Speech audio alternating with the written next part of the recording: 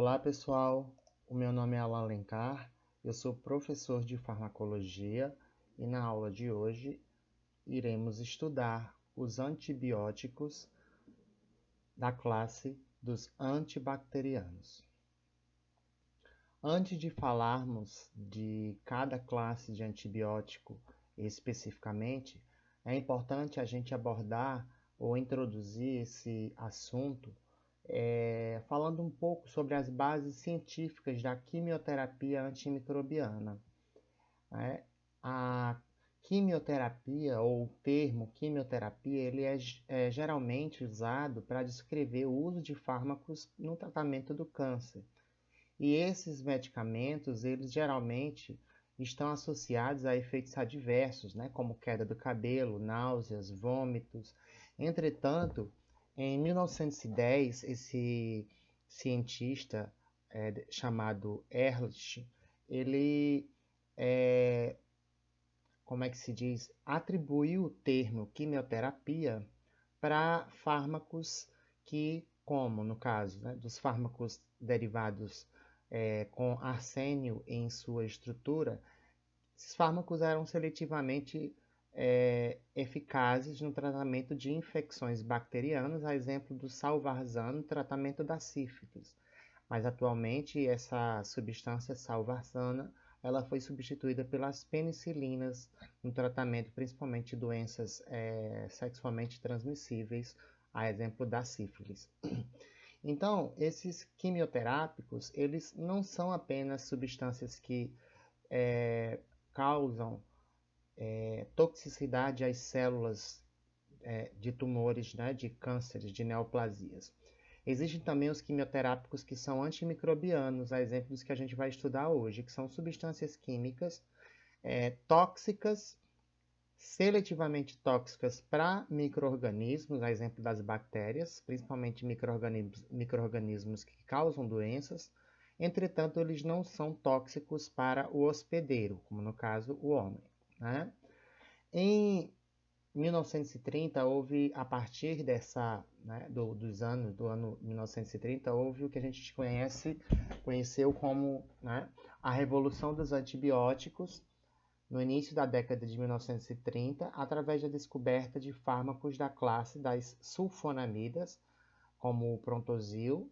Entretanto, a penicilina ela foi descoberta em 1928 por Alexander Fleming, e o fato de depois, logo após, no caso, da penicilina ter sido descoberta, as sulfonamidas também foram, né, e essas sulfonamidas elas começaram a ser desenvolvidas para o tratamento de infecções bacterianas, na década de 30, prevaleceu o uso de sulfonamidas como antibióticos. E a penicilina que foi descoberta em 1928, ela somente começou a ser utilizada no tratamento de infecções bacterianas na década de 40, porque agora, no final da década de 30, as sulfonamidas elas já não eram mais eficazes para o tratamento antibacteriano, né, devido ao fato do desenvolvimento de resistência pelas bactérias, que antes eram sensíveis a essas sulfonamidas. E aí houve a substituição do tratamento de infecções bacterianas das sulfonamidas por penicilina, principalmente durante o período da Segunda Guerra Mundial. E aí a descoberta dessas substâncias que são antibióticos, antibacterianos, constitui um dos mais importantes avanços terapêuticos em toda a medicina. Durante os últimos 80 anos, houve o desenvolvimento bem-sucedido de quimioterápicos antimicrobianos. Né? E esses antimicrobianos, eles têm como alvos diferenças bioquímicas que possam existir entre os micro-organismos e o seu hospedeiro, ou seja, proteínas que são expressas numa determinada bactéria, mas não são expressas nas células do hospedeiro, podem servir como alvos para as ações desses antimicrobianos quimioterápicos, e isso é importante porque A partir do momento que uma substância ela tem seletividade para micro-organismos, a exemplo de bactérias, mas não age sobre células do hospedeiro, o desenvolvimento de efeitos adversos e também toxicidade reduz significativamente, né, nos pacientes que fazem uso dessas substâncias, já que elas são seletivas para alvos expressos apenas nos micro-organismos. Então, Ehrlich, em 1910, a partir desse ano, no caso, ele, como é que se diz, esclareceu que moléculas antimicrobianas elas devem ser vistas como ligantes de receptores para micro-organismos, para micróbios, né? Há exemplo de proteínas. Inúmeras proteínas são alvos de fármacos antimicrobianos. Também desenvolveu, né, o termo farmacóforo como a principal região da molécula do fármaco responsável por sua ação farmacológica ou terapêutica. E aí esse grupo farmacofórico, ele é definido como uma parte da molécula do fármaco que se liga ao receptor do micro-organismo, sendo o principal grupo na estrutura do antimicrobiano responsável pela atividade biológica. E um exemplo clássico que a gente pode citar é o anel beta-lactâmico das penicilinas. Então, todas as penicilinas, independentemente de quais sejam, elas apresentam em suas estruturas esse anel beta-lactâmico. Esse anel também está contido em antibióticos da classe das cefalosporinas, carbapenens, monobactâmicos, todos eles, então, pertencendo à classe dos antibióticos beta-lactâmicos, tá? Então, os principais processos bioquímicos que geralmente são inibidos por antimicrobianos incluem, por exemplo, a síntese das paredes celulares de bactérias e fungos, que são inibidas, essas sínteses, né? E aí, se você inibe a síntese de parede celular de bactérias e fungos, esses micro-organismos, eles não conseguem se proliferar. A síntese das membranas celulares e também, principalmente, as subunidades 30S e 50S dos ribossomos, né? Inibindo, assim, a síntese proteica. O metabolismo de ácido nucleico, como, por exemplo, a inibição, né, da síntese de folato por sulfonamidas, e isso faz com que a gente tenha uma redução na síntese de DNA bacteriano, e a bactéria ela não consegue mais se replicar, como na ausência de um antibiótico. Funções enzimáticas, a exemplo de enzimas topoisomerases, proteases e integrases virais, tá? Proteínas de fusão do envoltório viral, isso para fármacos da classe dos antivirais. Síntese de folato pelos parasitos, mas também pelos, pelas bactérias. Então, inúmeros processos bioquímicos são inibidos comumente através da utilização de fármacos antimicrobianos, a exemplo dos antibióticos antibacterianos, tá? E aí a classificação de um antimicrobiano, ela se baseia, pessoal, nos seguintes fatores. Primeiro deles, classe, né, e espectro de micro-organismos que essa substância consegue inibir ou destruir, inibir o crescimento ou causar morte desses micróbios, desses micro-organismos. Processos bioquímicos com os quais interferem. Então, a gente já está vendo aqui duas características que podem, né, servir como base para que a gente classifique os antimicrobianos, né? A estrutura química do seu grupo farmacofórico, ou seja, daquela estrutura importante para a atividade farmacológica, a exemplo do anel beta-lactâmico. Então, agora a gente vai, de fato, adentrar no estudo das classes terapêuticas dos antibióticos. Então, as primeiras classes que a gente vai estudar São classes de antibióticos que inibem, né, a síntese da parede celular bacteriana. Então, esses antibióticos que a gente vai estudar agora, eles atuam na parede celular da bacteriana, inibindo, né, a sua síntese e, consequentemente, promovendo, na maioria das vezes, a morte celular, sendo então bactericidas. Primeira classe são os antibióticos beta-lactâmicos, que são úteis e frequentemente prescritos, principalmente as penicilinas. E todos os antibióticos da classe dos beta-lactâmicos, eles têm esse anel beta-lactâmico, por isso que eles são assim classificados, e tem um mecanismo de ação semelhante, ou seja, comum. Todos os beta-lactâmicos, como penicilinas, cefalosporinas, carbapenens, monobactâmicos, têm o mesmo mecanismo de ação e devem apresentar o anel beta-lactâmico. Tá?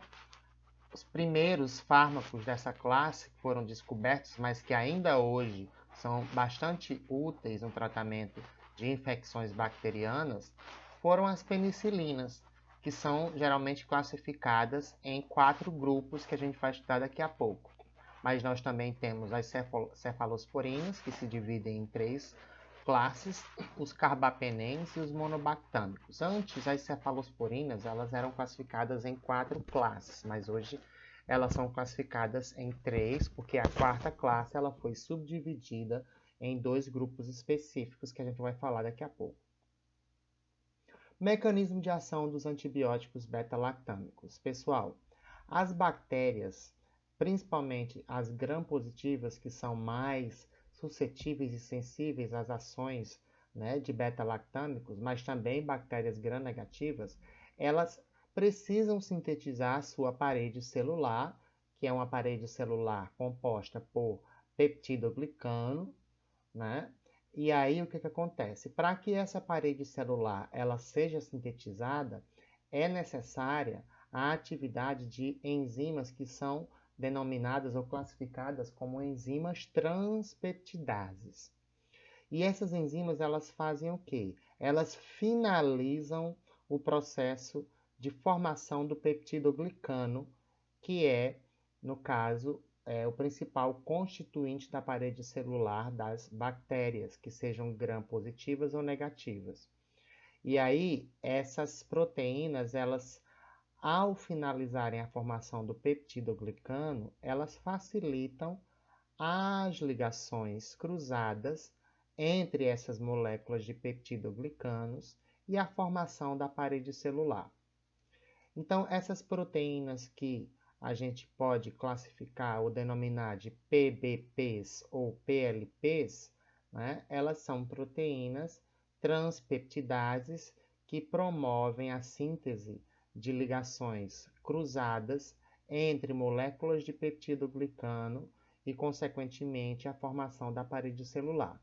Então, os antibióticos beta-lactâmicos inibem essas transpeptidases ou PLPs. E se a gente inibe as PBPs ou PLPs, a gente vai inibir a formação da parede celular bacteriana e, consequentemente, essas bactérias elas não conseguirão se proliferar. E aí, mais uma vez falando, esses antibióticos beta-lactâmicos inibem a transpeptidação da parede celular, ou inibir a PLB, né?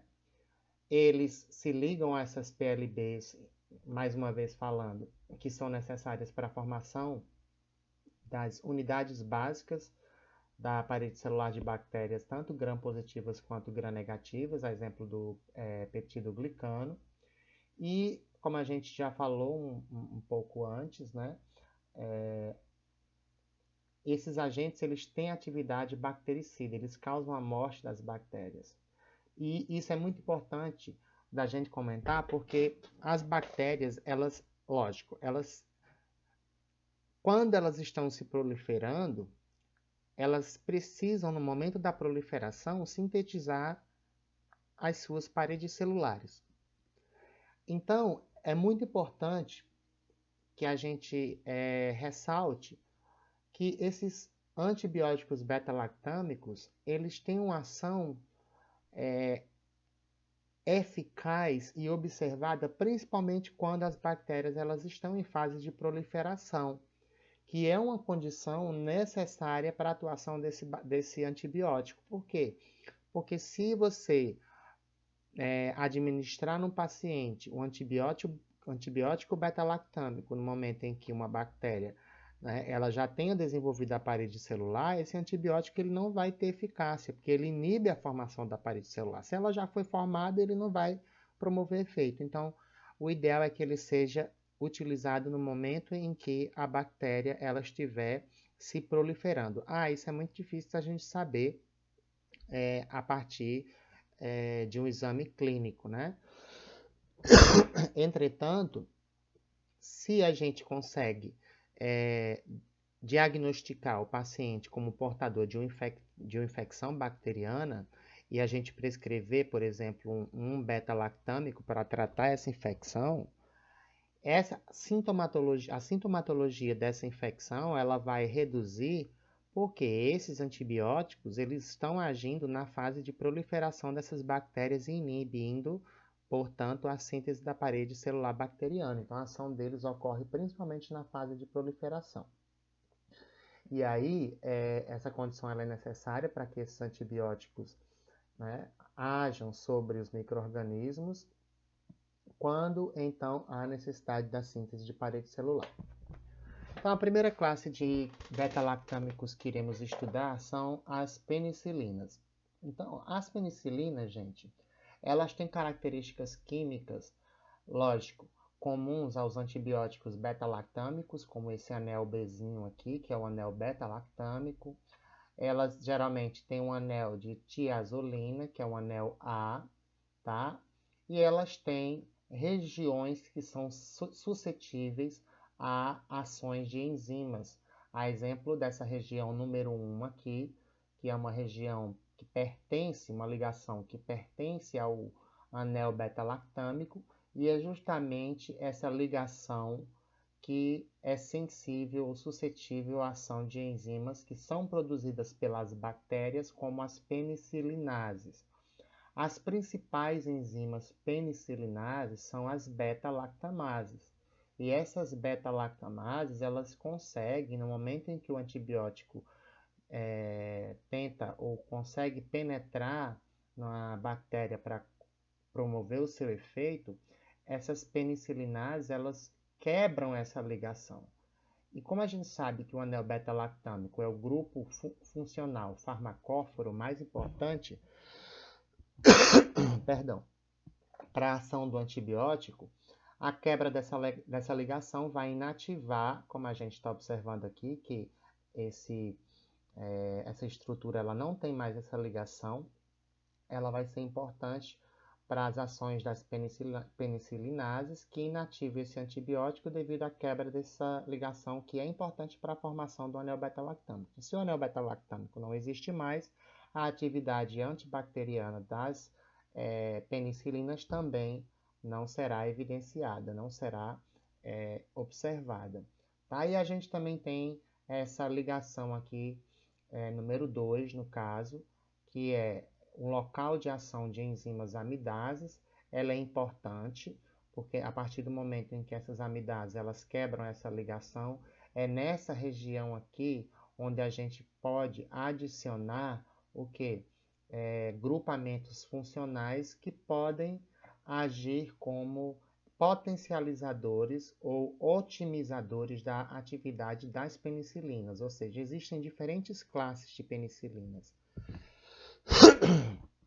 E essas classes elas variam justamente devido a diferenças em grupos que são adicionados a essa região aqui, onde radicais são adicionados, tá? Então, quando essa ligação ela é quebrada, a gente observa que o que fica, o produto formado é um ácido que é chamado de 6-APA. Então, se essa ligação ela for quebrada, os produtos formados serão quem? Serão esse grupo aqui no caso, com o R do radical, mais uma substância chamada de ácido 6-aminopenicilânico, que é o 6-APA. Então, essa cadeia lateral R, ela determina muitas características farmacológicas das penicilinas, e quando ocorre quebra dessa ligação, a gente vai observar que esse 6-APA é formado. Então, a gente pode dizer que as penicilinas, todas elas apresentam em sua estrutura esse ácido, que é o 6-APA.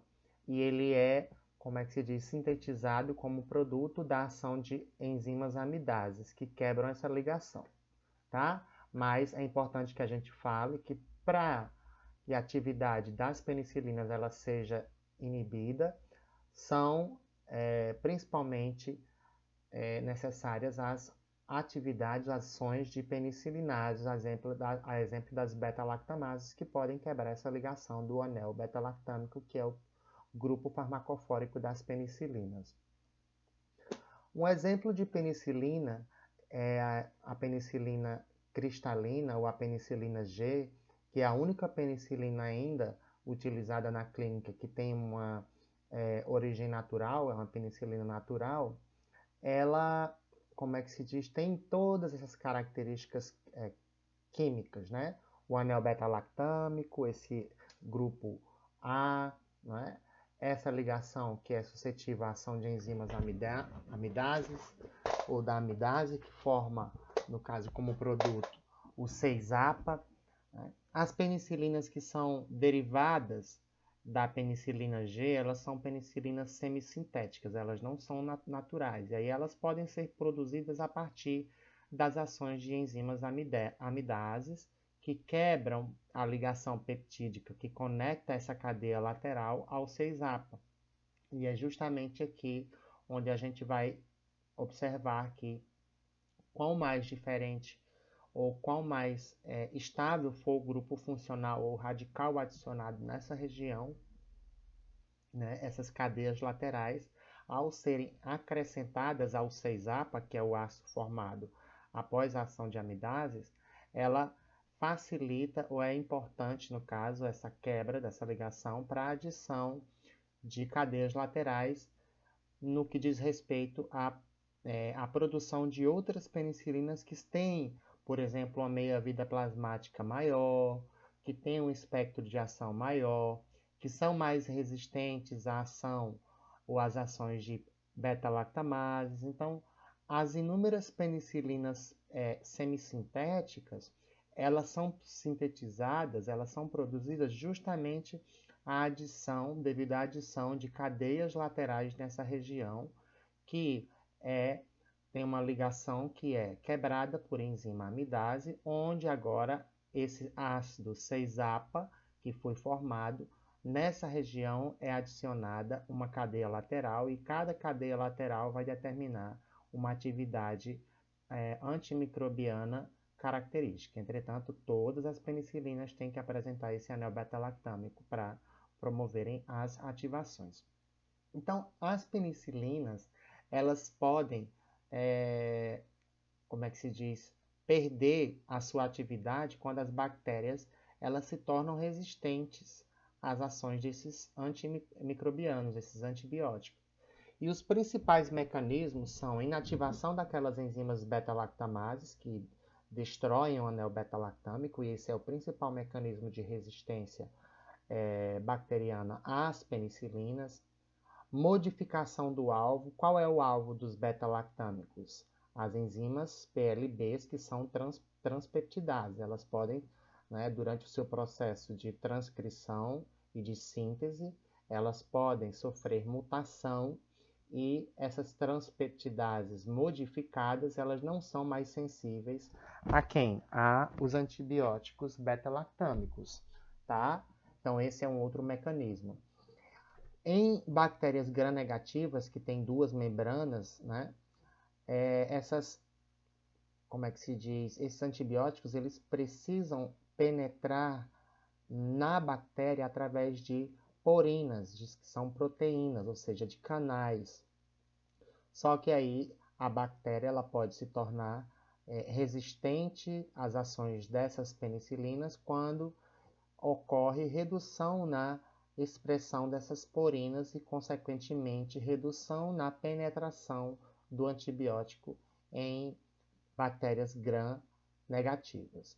Bombas de fluxo, que são o quê? São ATPases que fazem o quê?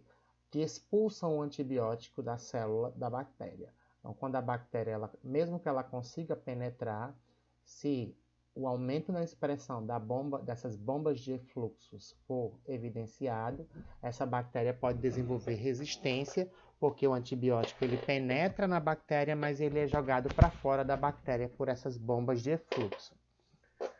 Os antibióticos também, através de processos de conjugação, transformação e transdução, que são bem conhecidos lá da microbiologia, eles podem se tornar resistentes quando eles, através da aquisição de genes resistentes, sintetizam proteínas que são mutantes e que são resistentes às ações das penicilinas.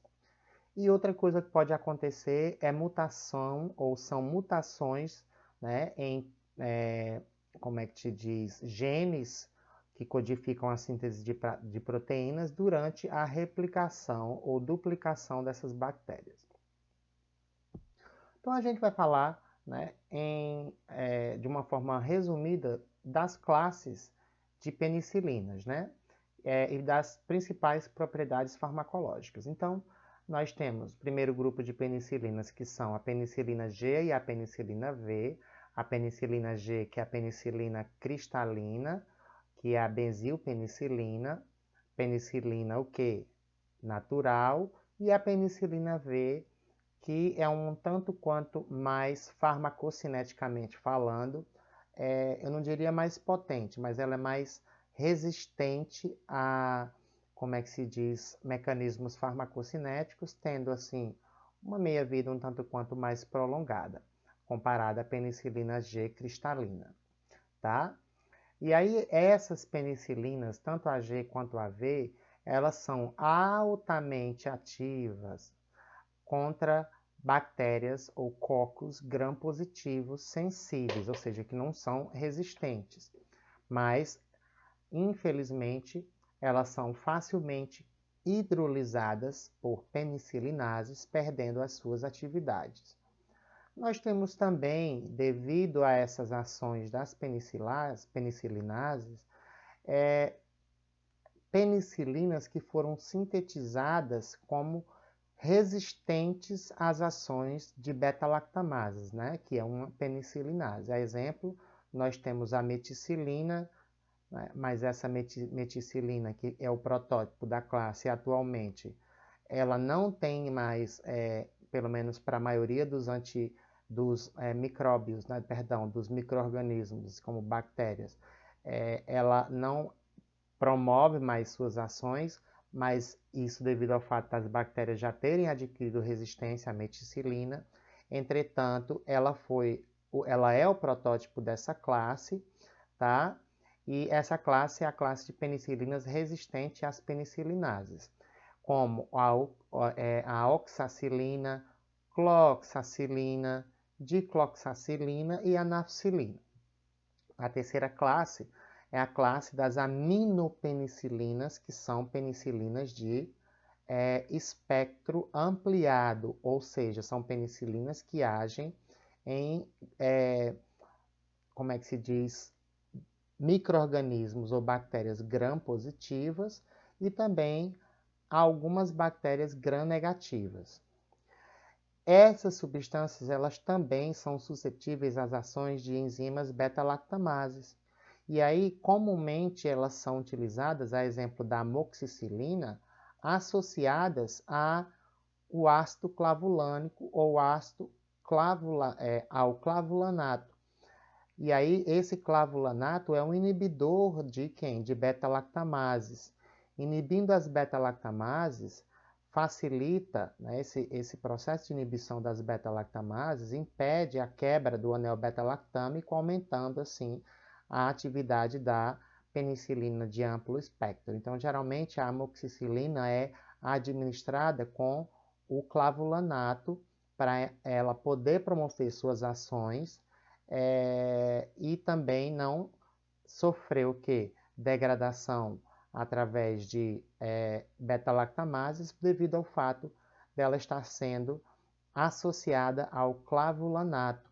Então, na clínica, esse fármaco, na verdade, esse medicamento que a gente conhece como clavulin, é uma associação entre uma penicilina de amplo espectro, como a amoxicilina, e o clavulanato.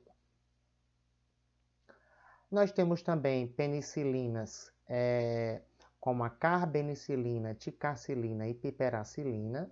Elas têm uma atividade muito mais ampliada contra bactérias gram-negativas, ao contrário das penicilinas das 3 classes que nós falamos anteriormente, que têm uma atividade maior no que diz respeito às suas ações sobre bactérias gram-positivas, tá? Quem é que dessa classe aqui, ó, desses 3 representantes, essas 3 classes têm uma atividade maior para bactérias gram-negativas, particularmente as penicilinas de amplo espectro. Mas essas 3 classes, elas são mais eficazes no tratamento de infecções por bactérias gram-positivas. E aí a 4ª classe de penicilinas, ela já foi sintetizada e ela tem um espectro ampliado para ação sobre bactérias gram-negativas, a exemplo de pseudomonas, enterobacter, né, no caso, proteus. Entretanto, a carbenicilina, ticarcilina e piperacilina, elas, a exemplo da piperacilina, ela apresenta particularidades importantes, como, por exemplo, a ação inferior quando comparada à ampicilina e até mesmo à amoxicilina contra coxobactérias gram-positivas. Então, se a gente observar essa classe número 4 de penicilinas, elas têm uma ação maior sobre bactérias gram-negativas quando comparadas às 3 classes anteriores. Entretanto, elas têm uma atividade menor contra as bactérias gram-positivas, tá? E nós temos, agora vamos falar mais detalhadamente das penicilinas, essas classes, né? Lembrando que existem principalmente 4 classes de penicilinas, como a gente observou. Agora, a primeira classe, a classe da penicilina G, que é a penicilina cristalina, o benzilpenicilina, e a penicilina V. Elas têm, né, elas são semelhantes em relação à questão da sua atividade antimicrobiana. Então, elas têm um espectro de ação contra micro-organismos ou bactérias aeróbias, gram-positivas principalmente. Tá, pessoal? A penicilina G é mais ativa contra bactérias anaeróbias. Ambas, a G e V, são ativas sobre alguns micro-organismos gram-positivos aeróbios, mas a G, comparada com a V, ela é mais ativa contra anaeróbios, tá? Embora hoje exista alto número de espécies de bactérias gram-negativas, principalmente resistentes às ações da penicilina G e da penicilina V. Atualmente, olha só, mais de 90% das cepas de estafilococos isolados, né, de pacientes ambulatoriais apresentam o quê? Resistência às penicilinas, principalmente a penicilina G cristalina, que é que foi a primeira descoberta lá pelo Fleming em 1928. Farmacocinética. A penicilina G, ela não tem uma atividade ou biodisponibilidade significativa quando ela é administrada pela via oral, porque ela é rapidamente destruída pela acidez do HCl gástrico. A ingestão concomitante da penicilina G cristalina com alimentos interfere na sua absorção oral. Então, essa via oral, ela é escolhida somente em casos de eficácia clínica comprovada no paciente, ou seja, você não sabe se o paciente apresenta, né, uma, como é que se diz, sensibilidade, na verdade, a bactéria que está infectando esse paciente, a gente não sabe se ela é sensível à penicilina quando administrada pela via oral devido à biodisponibilidade reduzida. E aí, o que é que a gente pode fazer? A gente pode administrar pela via oral essa penicilina e se o paciente apresentar, né, uma redução da sintomatologia devido à redução da proliferação dessas bactérias, muito provavelmente essa penicilina administrada pela via oral, ela está promovendo seu efeito. Entretanto, gente, é muito raro que a penicilina G cristalina seja ativa pela via oral. Ou seja, a biodisponibilidade dela pela via oral é muito baixa, tá? Isso é muito importante a gente saber. Então, por isso que geralmente ela é administrada por vias parenterais, tá? Agora, a penicilina V, ela é estável em meio ácido, então ela pode ser administrada pela via oral, essa é a principal vantagem, tá? Então, em relação à administração da penicilina G cristalina por vias parenterais, como via intramuscular, via intravenosa, né? Essa penicilina G pura, ou seja, que não está associada a substâncias como, por exemplo, procaína, ela tem um efeito muito curto. Aproximadamente 15 a 30 minutos é a meia-vida da penicilina G cristalina. Ela é eliminada muito rapidamente do organismo quando é administrada numa dose única. E aí, o que foi que aconteceu? Sintetizaram penicilina G associada à procaína e também à benzatina, que é, no caso, a benzetacil. Por quê? Porque quando você associa a cristalina, ou penicilina G cristalina, com a procaína ou com a benzatina, essas substâncias, elas aumentam o tempo de duração da penicilina G, né, no nosso organismo, já que ela, se for administrada isoladamente, tem uma meia-vida plasmática muito curta. Então, geralmente, a penicilina G cristalina associada à procaína e benzatina, ela é administrada por via intramuscular através de preparação de depósitos, ou seja, administrou a penicilina G, benzatina, que é a benzetacil, no músculo, ela fica depositada no músculo e vai liberando lentamente a penicilina G. Para quê?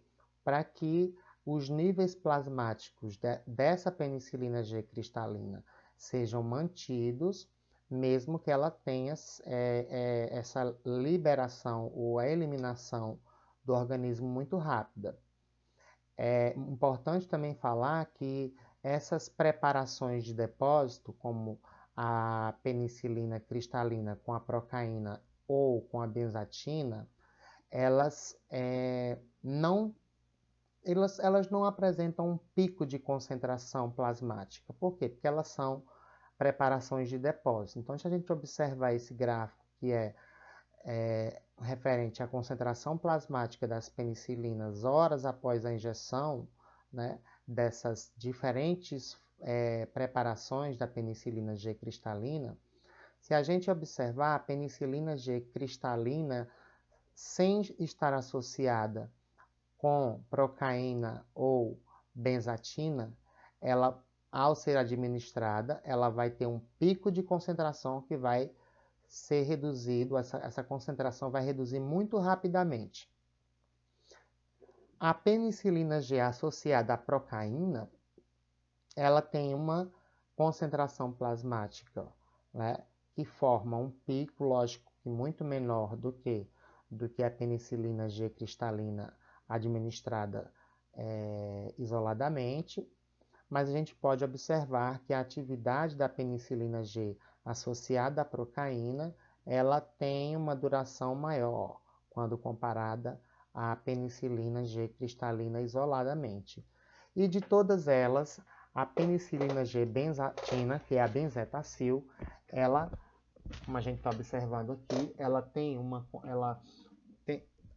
ao ser administrada por via intramuscular, principalmente, ela vai se depositar no músculo, vai liberando lentamente a penicilina G cristalina no organismo do paciente, na circulação sanguínea do paciente. E aí, o fato dela ser liberada lentamente vai fazer com que não haja um pico na concentração. Aquela concentração mínima inibitória ou inibitória mínima, né, ela vai ser atingida, mas o importante se falar é que não vai ser ultrapassado do ponto de vista em que esse pico não vai ser formado, ou seja, a concentração plasmática ela não aumenta muito, isso é bom para que a bactéria ela não se torne resistente a essa penicilina, e ela, por ser produzida como uma preparação de depósito, administrada por via intramuscular, como a gente já falou, ela não apresenta um pico de concentração, mas ela faz o quê? Ela promove o seu efeito de maneira prolongada, muito mais prolongada do que a penicilina G procaína e do que a penicilina G cristalina, que é a penicilina administrada isoladamente.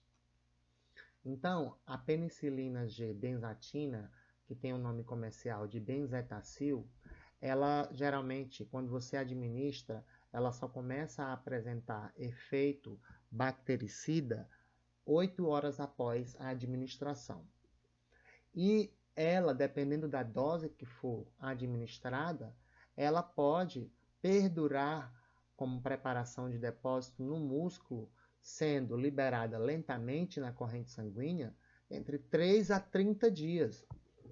Então, existem muitos pacientes que fazem, por exemplo, para tratar uma infecção sistêmica bacteriana, fazem utilização da benzetacil ou penicilina G benzatina uma vez por mês, porque como ela vai liberando lentamente a penicilina G, essa preparação vai fazer com que a penicilina G, mesmo sendo eliminada rapidamente, ela seja reposta, né, no organismo devido à liberação lenta, e isso dura cerca de 3 a 30 dias. 3 quando a dose é muito baixa, mas em doses geralmente terapêuticas, como por exemplo essa daqui, né? São 1.200.000 unidades, em aproximadamente 30 dias, essa penicilina ela vai continuar sendo liberada para promover o seu efeito.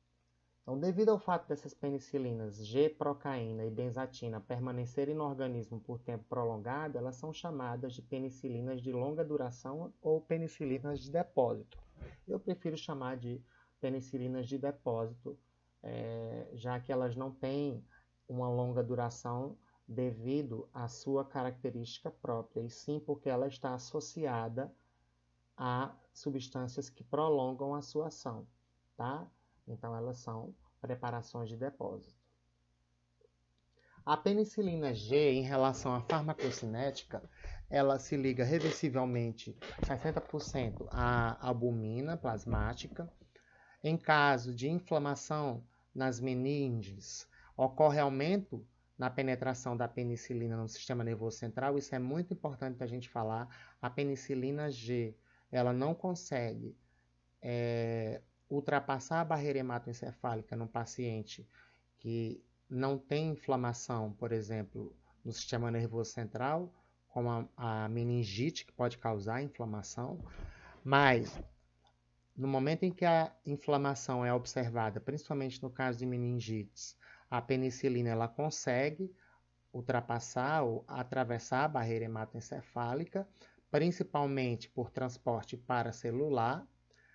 Então, 5% a mais de penicilina que consegue ultrapassar a barreira hematoencefálica em condições normais, consegue ser, né, absorvida ou consegue atravessar a barreira hematoencefálica quando existe inflamação das meninges. E vocês devem se perguntar, mas Alan, você falou que a penicilina G ela não consegue penetrar no sistema nervoso central quando não existe inflamação, realmente. Mas o que eu quis dizer é que essa penicilina G, ela, em pacientes que não apresentam inflamação no sistema nervoso central, ela penetra, né, muito pouco, ou seja, a penetração é muito baixa do ponto de vista de que não vai haver efeito terapêutico. Mas se existir o que? Inflamação, por exemplo, nas meninges, a permeabilidade vascular vai aumentar, 5% a mais dessa penicilina G consegue ser o que?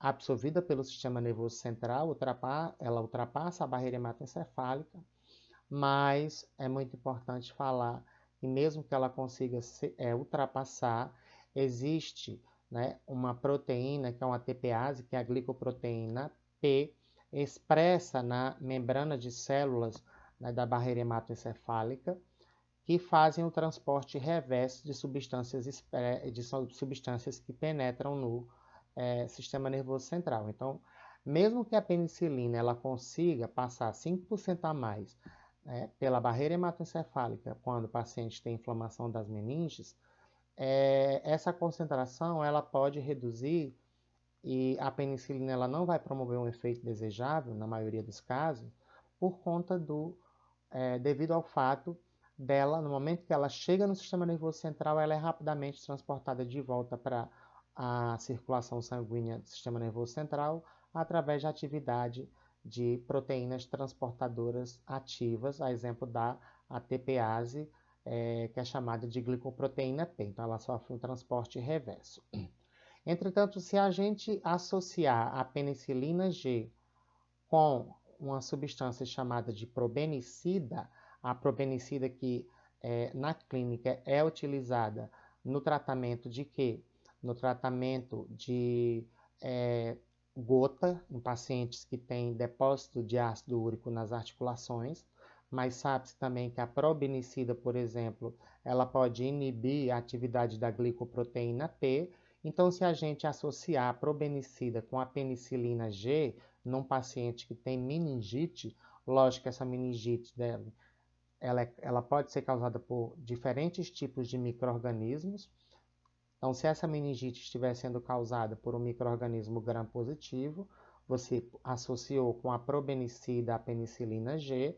Essa penicilina G ela vai adentrar o sistema nervoso central, não vai sofrer efluxo porque a probenicida inibe a glicoproteína P.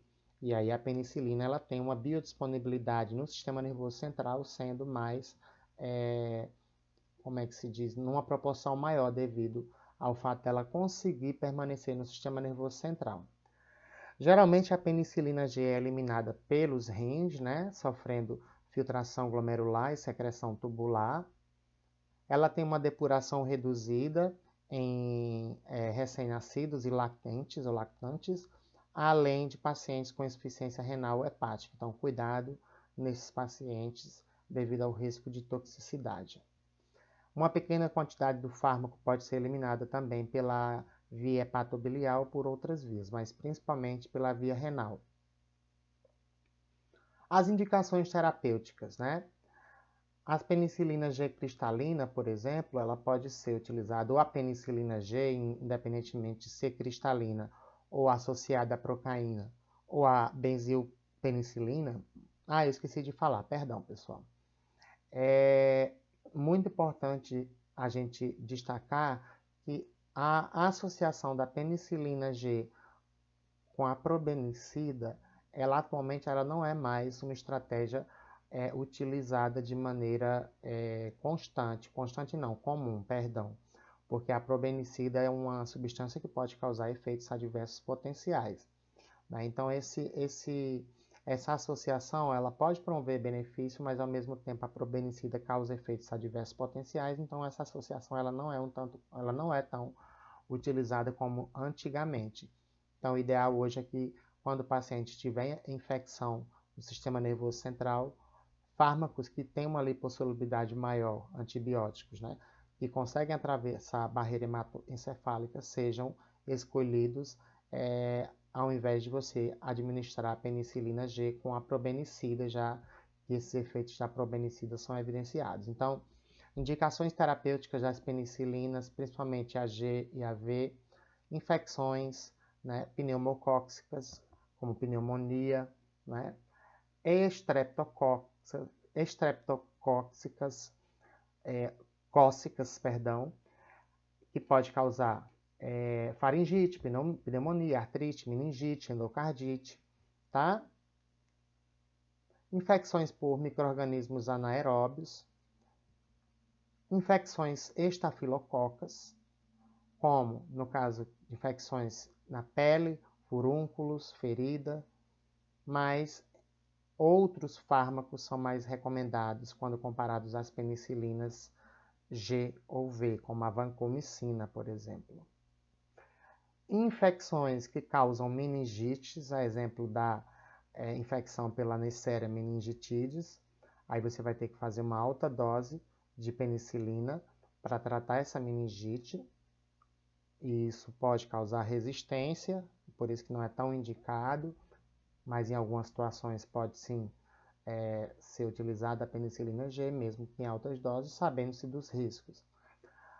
Infecções gonocócicas, a exemplo da infecção com a Neisseria gonorrhea, que a gente pode utilizar, por exemplo, uma penicilina, ou até mesmo a gente pode utilizar cefalosporinas, a exemplo da ceftriaxona, mas as penicilinas G, para o tratamento da gonorreia, elas também são indicadas, né? Entretanto, atualmente, a ceftriaxona, que é uma cefalosporina, ela é mais utilizada quando comparada às penicilinas G, porque a penicilina G ela não tem uma ação significativamente expressiva sobre esse tipo de bactéria que causa a gonorreia, mas em algumas situações pode ter paciente que responda. Então, essas são as principais indicações terapêuticas, principalmente infecções por bactérias gram-positivas, que causam pneumonia, que causam faringite, meningite, infecção, né, lá no miocárdio, como endocardite. Nesse caso aqui, a benzatina é bastante utilizada. Tá? Então, a gente falou das penicilinas G, V, a penicilina G, que é cristalina, a penicilina V, que tem uma atividade pela via oral, uma biodisponibilidade maior quando comparada à penicilina G cristalina. A gente viu as preparações de depósito da penicilina G cristalina, que, na verdade, quando é associada à procaína ou com a benzatina, ela é chamada de penicilina G procaína ou de penicilina G benzatina, e não mais cristalina. Então, agora a gente vai falar das penicilinas, do segundo grupo de penicilinas que são resistentes às beta-lactamases. Então, como elas são resistentes, né, a maior parte delas, a hidrólise promovida pela beta-lactamase, que é uma penicilinase, principalmente, né, quando essas substâncias elas são administradas para tratar infecções por estafilococos, né, elas são mais eficazes, já que tem uma resistência maior à ação dessas penicilinases, tá? Elas são utilizadas de forma restrita no tratamento de infecções por estafilococos, que produzem enzimas beta-lactamase, já que elas têm essa resistência evidenciada. Ou seja, a maior parte, como é que se diz, de pacientes que apresentam infecções estafilocócicas ou estafilococas, né? Estafilocócicas, perdão, essas infecções elas são tratadas por, né, essas penicilinas resistentes, e a maioria que é isolada na clínica, tá? Então, elas são muito menos ativas quando comparadas à penicilina G, ou seja, elas são resistentes às penicilinases, mas elas têm uma ação, um espectro, né, menor quando comparada às penicilina G, por exemplo, principalmente quando a gente fala de infecções causadas por estafilococos não produtores de penicilinases e nos estafilococos que são sensíveis à penicilina G. Então, apesar das penicilinas resistentes à penicilinases elas terem essa característica, elas são menos eficazes quando a infecção por estafilococo causa alguma sintomatologia, e aí, nesse caso, as penicilina G, independentemente da formulação, que seja cristalina, benzatina ou procaína, ela é mais eficaz. Essas penicilinas resistentes às penicilinases, elas têm como protótipo a penicilina chamada de meticilina. Entretanto, o protótipo da classe atualmente já apresenta uma atividade reduzida, né, contra bactérias, a exemplo do Staphylococcus aureus, tá? E aí, isso acontece devido ao fato da meticilina ela ter promovido resistência nessas cepas, por exemplo, de Staphylococcus aureus, e mesmo sendo resistente às ações da beta-lactamase, ela não consegue promover a sua ação em bactérias como Staphylococcus, porque essas bactérias já desenvolveram resistência à meticilina. Então não adianta ela ser resistente à beta-lactamase se a bactéria é resistente a ela, ou seja, a bactéria sendo resistente, muito provavelmente a metilcilina não vai conseguir promover o seu efeito, o seu mecanismo de ação, que é a inibição da transpeptidase PLB. Tá? Então, ela é o protótipo da classe, mas inúmeros estudos mostram que, como é que se diz, essa classe, o seu protótipo, que é a meticilina, ela já tem, como é que se diz, uma resistência bastante expressiva. E isso pode indicar, provavelmente, que os derivados da meticilina, que são resistentes às ações da penicilinase, eles possam, no caso, também não apresentarem a eficácia desejada devido ao fato das bactérias já serem resistentes.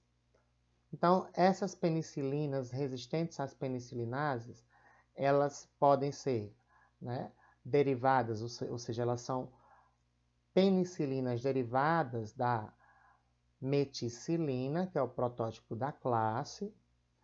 E aí nós temos a oxicilina, cloxacilina e a dicloxacilina,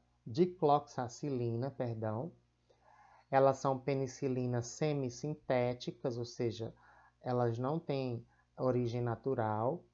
Elas são expressivamente resistentes a penicilinases, como a beta-lactamases, mas o fato de as bactérias já terem desenvolvido mecanismos de resistência a essas penicilinas resistentes a penicilinases, muitas dessas substâncias, mesmo que sejam resistentes a essas penicilinases, podem não promover mais os seus efeitos por conta de resistência desenvolvida pela bactéria ou pelas bactérias. A nafcilina também é um exemplo de penicilina resistente às penicilinases, ou beta-lactamase. Ela é uma penicilina semissintética altamente resistente a beta-lactamases e ela tem boa eficácia contra infecções causadas por Staphylococcus aureus, que produzem essas enzimas que quebram o anel beta-lactâmico, tá? Mas já existem estudos que mostram que inúmeras bactérias gram-positivas, inclusive Staphylococcus aureus, são resistentes a essas penicilinas da classe 2, tá? Como a nafcilina, esses três derivados aqui, principalmente a meticilina, que é o protótipo da classe, tá, pessoal? Agora a gente vai falar da principal classe de penicilina, né, que seria, no caso, as aminopenicilinas, como a ampicilina e a amoxicilina. Elas são a terceira classe de penicilinas, classificadas como penicilinas de amplo espectro. Elas têm um espectro expandido em relação a atividade da penicilina G, que é aquela penicilina natural, principalmente porque também atuam sobre bactérias gram-negativas, ao contrário da penicilina G, que tem uma ação mais relevante ou mais importante sobre bactérias gram-positivas. Todas, como a ampicilina e a amoxicilina, são sensíveis a beta-lactamases. Por isso que o ideal é associar a amoxicilina, por exemplo, com o clavulanato, que inibe a beta-lactamase, para poder permitir que a amoxicilina consiga inibir a síntese da parede celular a partir do momento em que, por ser uma substância da classe dos antibióticos beta-lactâmicos, inibe como mecanismo de ação aquelas transpeptidases PLBs. A ampicilina e a amoxicilina, que são as principais substâncias do grupo de penicilinas de amplo espectro ou aminopenicilinas, geralmente têm atividade bactericida para bactérias tanto gram-positivas quanto gram-negativas. Então, elas têm um espectro aumentado. Então, por isso que elas são classificadas separadamente das penicilinas que a gente viu anteriormente. Propriedade farmacológica, por exemplo, da ampicilina, ela é estável meio ácido e ela é bem absorvida pela via oral. Todavia, como é que se diz? Não se deve administrar a ampicilina com alimentos durante a refeição, porque ela pode ter uma biodisponibilidade reduzida ao ser administrada juntamente com alimentos. Geralmente a meia-vida plasmática é de 80 minutos, quando ela for administrada pela via intramuscular, mas ela também é administrada pela via oral.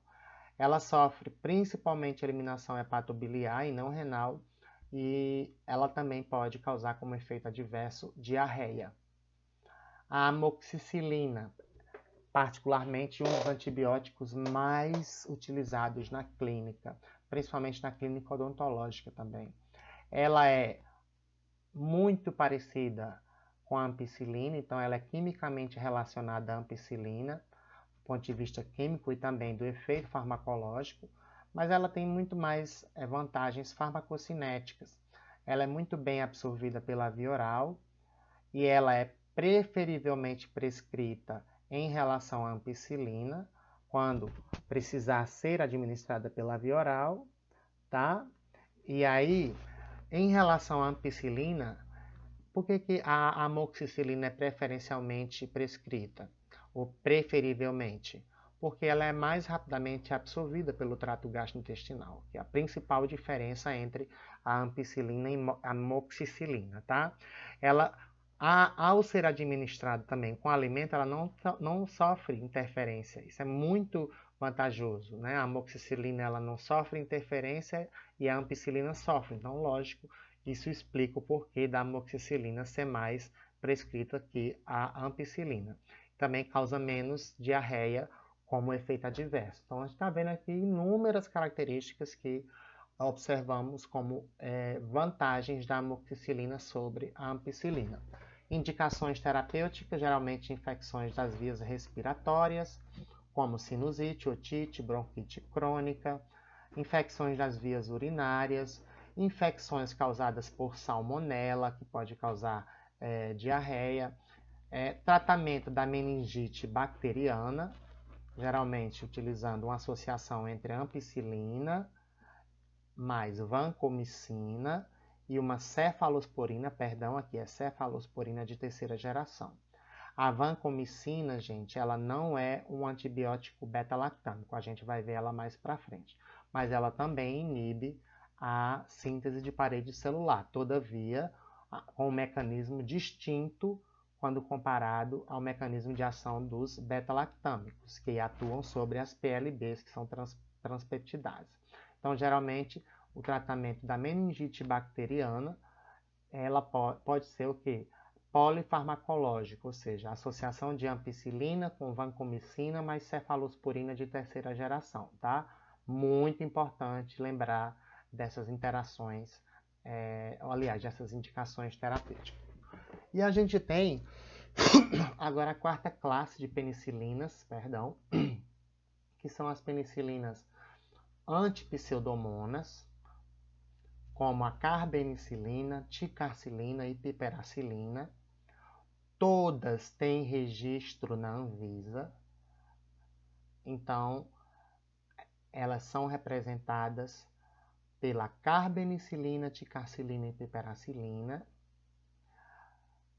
São ativas contra algumas cepas de pseudomonas aeruginosas e alguns certas espécies de proteus que são resistentes, por exemplo, à ampicilina e à amoxicilina. Então, elas têm realmente um espectro aumentado, ou seja, elas têm ação,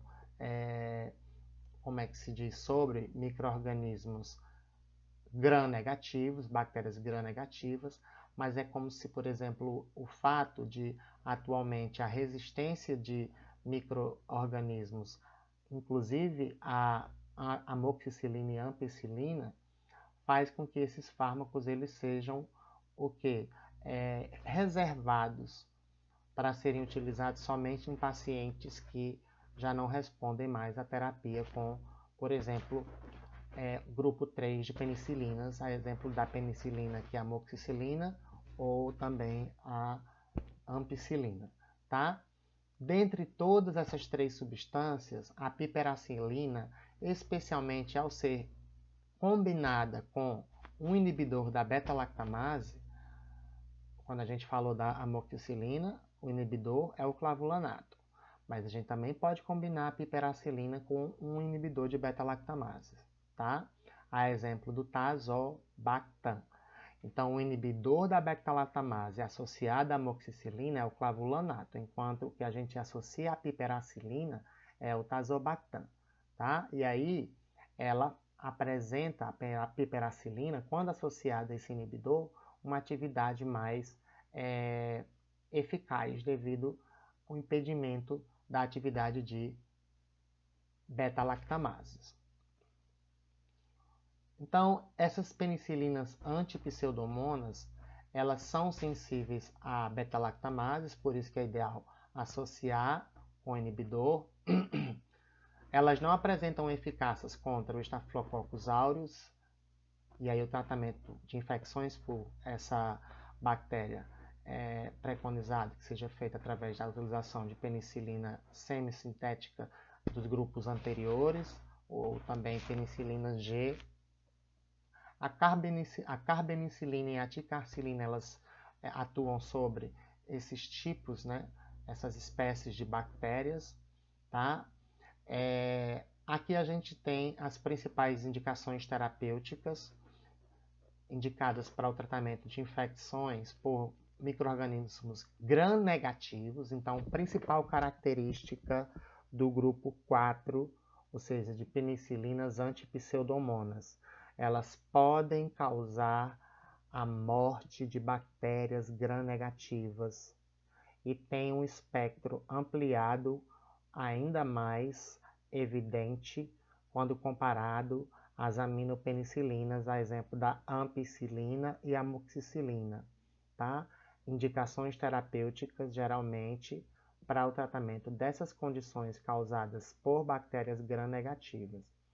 Então, se a gente for fazer um resumo das 4 classes de penicilina G, a gente viu a penicilina G e a penicilina G, que é a penicilina natural, que é a penicilina G cristalina, penicilina G procaína, penicilina G benzatina, que é a benzetacil, e também a penicilina V.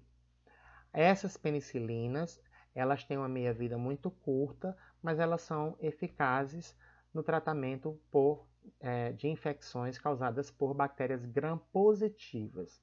O segundo grupo, é o grupo das penicilinas que são resistentes a beta-lactamases, a exemplo da meticilina, que é o protótipo da classe, mas esse grupo, mesmo tendo uma ação resistente, sendo resistente a beta-lactamases atualmente, inúmeras bactérias elas já são resistentes ao segundo grupo de penicilinas.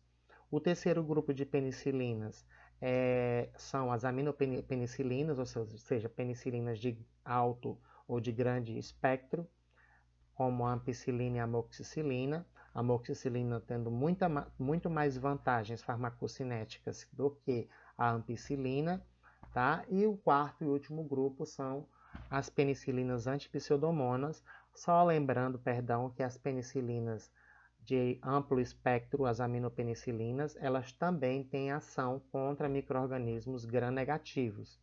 E as penicilinas antipseudomonas, elas são geralmente ineficazes no tratamento de infecções por gram positivas, mas elas são eficazes para o tratamento de infecções por inúmeros tipos de bactérias gram-negativas, a exemplo das pseudomonas, por isso que elas são classificadas como pseudomonas. Então, infecções causadas por gram-negativos, né, geralmente são tratadas por penicilinas antipseudomonas. E essas penicilinas, elas podem, a exemplo da amoxicilina, né, e da piperacilina, serem associadas ao clavulanato, ou seja, ácido clavulânico, sulbactam e tazobactam, que são substâncias que previnem a hidrólise dessas penicilinas. Elas não inibem todas as beta-lactamases. As beta-lactamases existem várias isoformas dessas enzimas, mas as principais, que são destruidoras do anel beta-lactâmico, são realmente inibidas por essas substâncias aqui. Então, essas associações geralmente são as mais comuns na clínica.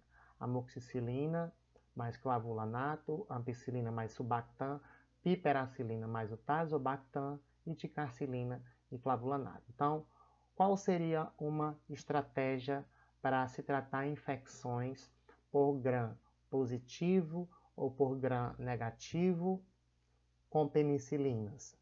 Geralmente, se for gram positivo, penicilina G ou penicilina V, ou então penicilinas resistentes às beta-lactamases, que são o grupo 2. Tratar a infecção por gram positivos e gram negativos, geralmente penicilinas de amplo espectro, que são aminopenicilinas, como a ampicilina e a amoxicilina. Entretanto, associando essas substâncias, como a amoxicilina ao clavulanato e a ampicilina ao sulbactam, que são substâncias inibidoras de beta-lactamases. A gente também pode associar uma penicilina antipseudomona, que é um outro grupo de penicilina, exemplo da piperacilina com o tazobactam, e a ticarcilina, que também é o que? É antipseudomona ao clavulanato. Tá? Efeitos adversos, elas realmente são seguras, essas penicilinas não tóxicas, mas elas podem fazer o quê? Promover reações de hipersensibilidade. Então, existem inúmeros pacientes que são alérgicos a penicilinas, e aí você não pode prescrever esse tipo de fármaco para eles. Tá? E aí existem estratégias nas quais, se você ou se o paciente for alérgico às penicilinas, você precisa trocar por outra classe de antibiótico. A gente vai falar disso daqui a pouco, nas próximas, classes de antibióticos. Então, essas reações de hipersensibilidade, principalmente a obstrução das vias aéreas, é a principal característica. Inflamação vascular, distúrbios hematológicos, muito raro. Convulsões em altas doses, principalmente em pacientes com insuficiência renal.